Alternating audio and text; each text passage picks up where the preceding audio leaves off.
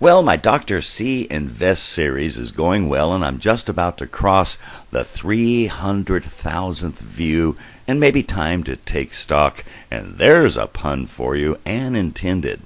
Not to be confused with my other site, which just crossed 4 million views, Chuck JPC. That one has trains, cats, travel, radio. I bet you noticed that. And DrCinvests, though, is not monetized, so I could maintain an objective view. Among other things, in my previous videos, I showed that it's always a good idea to take Social Security at the age 66, notwithstanding Oprah Winfrey's favorite financial advisor.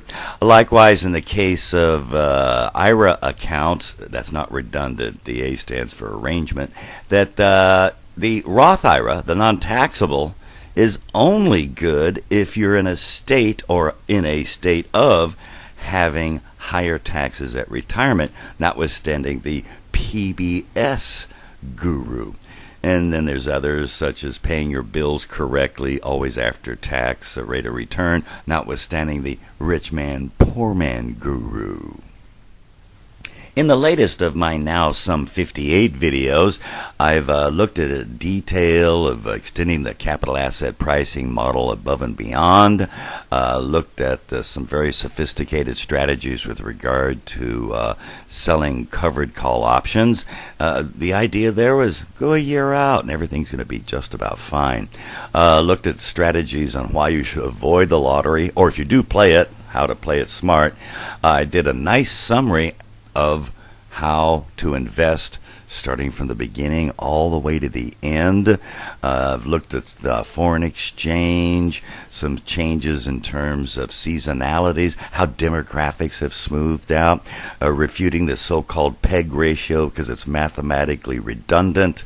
If you rebalance, you automatically buy low and sell high, and so on. And these accompanied published papers, many of them side by side with the video versions therein. And I like to point out some stuff that, while not maybe heavy-handed in terms of academic prowess or confusing you with a lot of that math, but you notice I was not afraid to take you to the PhD level, which I know, BS, you know what that stands for, M.A. Morgan, and PhD, piled higher and deeper. And the one I really loved was looking at a comic book versus credit cards. Huh? You say, what? Yes, there was that famous comic book. Issue number 1, Action Comics, the first Superman, sold for $0.10 back in the 30s. A couple of years ago, sold for $10 million. There's a rate of return. You know what? You do the math.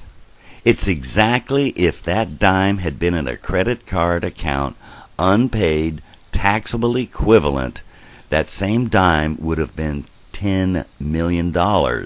And the difference between the two, of course, is paying off a credit card is certain, but like the stock market and or buying comic books is risky.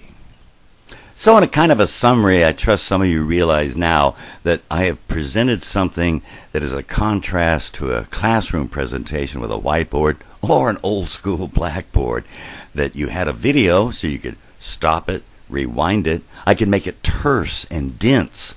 And yes, there is a real me behind all these clean graphics that I designed all myself. And here I am.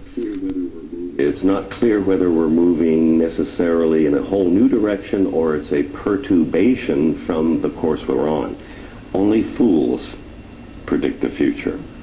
Clearly, though, we have some of the warning signs of a traditional recession. Rates are beginning to climb, unemployment rates, both that and inflation rates.